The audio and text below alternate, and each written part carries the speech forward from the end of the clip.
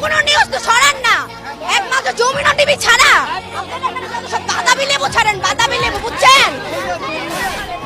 আপনারা হুদাই এরকম শোনেন, আপনারা এখানে হুদাই প্রেস নিয়ে আসেন, বলেন আপু বলেন, আর ওই যমুনা টিভি ছাড়া কোনো প্রেস কোনো রকম আপনারা সবাই